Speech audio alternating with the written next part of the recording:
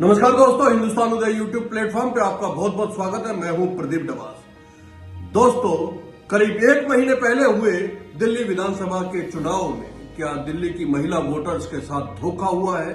क्या दिल्ली की महिला वोटर्स से झूठ बोला गया था? क्या दिल्ली की महिला मतदाताओं के साथ ठगी हुई है?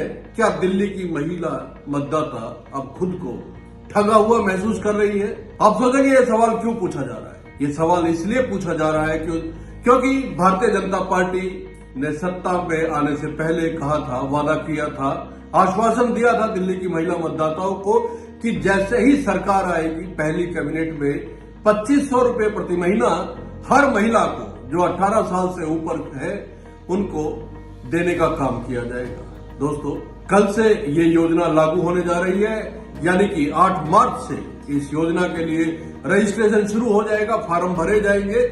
लेकिन अब आपने कंपनियों का विज्ञापन सुना होगा, देखा होगा, बहुत बार ऐसा होता है कि उसमें स्टार लिखा हुआ होता है साइड में, कंडीशन अप्लाई। यहां तो कंडीशन अप्लाई भी नहीं थी। आपने देखा होगा कि बहुत सारी चीजें होती है और उसके बाद एक स्टार बना दिया जाता है, कंडीशन अप्लाई लिख दिया जाता है, यानी कि शर्तें लागू। वो शर्तें वोट लेते वक्त भारतीय जनता पार्टी की ओर से नहीं बताई गई थी कि किन किन महिलाओं को, 18 साल से ऊपर की जो महिलाएं हैं उनको 2500 रुपए मिलेंगे। उस समय तो यह कहा गया था कि हर महिला के खाते में 2500 रुपए आएंगे। और दोस्तों, शायद इसी 2500 रुपए के कारण दिल्ली की महिलाओं ने भर भर के वोट दिए थे भारतीय जनता पार्टी को। दिल्ली की महिलाओं ने भारतीय जनता पार्टी को सत्ता में लाने का काम किया। दिल्ली की महिलाओं ने विश्वास जताया भारतीय जनता पार्टी पे। तो क्या इस समय दिल्ली की महिला मतदाता अब खुद को ठगा हुआ महसूस कर रही है? क्योंकि यहां तो कंडीशन अप्लाई हो गई है, यहां तो वोट जिन महिलाओं ने दिया है, अब वो जो इंतजार कर रही थी 2500 रुपए महीने का, उनके लिए तो अब शर्तें लागू हो गई है। शर्त भी हम आपको बता देते हैं। सबसे पहले तो जिस महिला को ये पैसे मिलने हैं उसकी सालाना आमदनी 3 लाख रुपए से ज्यादा नहीं होनी चाहिए। इसके अलावा उसके घर में कोई सरकारी नौकरी नहीं होनी चाहिए, पक्का मकान नहीं होना चाहिए।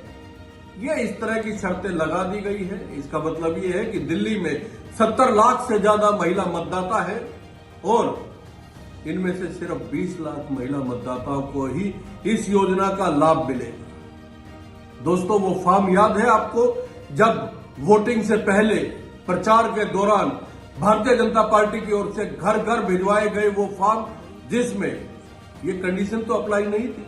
उसमें तो भारतीय जनता पार्टी की ओर से रजिस्ट्रेशन फॉर्म बता के ये कहा गया था कि जितनी भी महिला मतदाता है 18 साल से ऊपर, उनको 2500 रुपए महीना भारतीय जनता पार्टी सत्ता में आई तो देगी।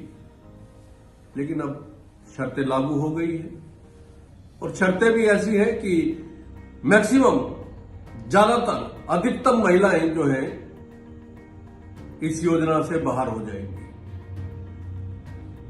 यही हाल महाराष्ट्र में महिलाओं के लिए जो घोषणा की गई थी उस योजना का है और यही हाल हरियाणा में महिलाओं को हर महीने जो पैसा दिए जाने की घोषणा की गई थी उसका है। तो सवाल यह उठता है दोस्तों कि कोई भी पार्टी हो, क्या महिलाओं को जो सम्मान निधि की घोषणा की जाती है, महिलाओं को जो पैसा दिए जाने की घोषणा की जाती है, वो अंदाजा नहीं लगाती है कि सत्ता में आने के बाद इसका बोझ सरकार पे पड़ेगा और जो आर्थिक बोझ पड़ेगा उससे कैसे निपटा जाएगा। दोस्तों, बीजेपी सरकार की इस पॉलिसी को लेके आपका क्या मानना है, कमेंट करके जरूर बताइएगा।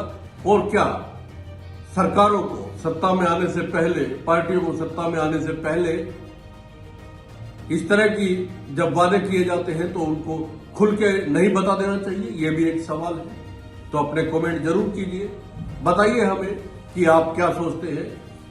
महिलाओं को जो बीजेपी की ओर से सम्मान निधि देने की बात कही गई है, ये योजना कल से लागू हो जाएगी, कल से रजिस्ट्रेशन शुरू हो जाएंगे। उसके बाद दिल्ली की 20 लाख महिलाओं को इसका लाभ मिलने का अनुमान है। बहुत बहुत धन्यवाद, नमस्कार।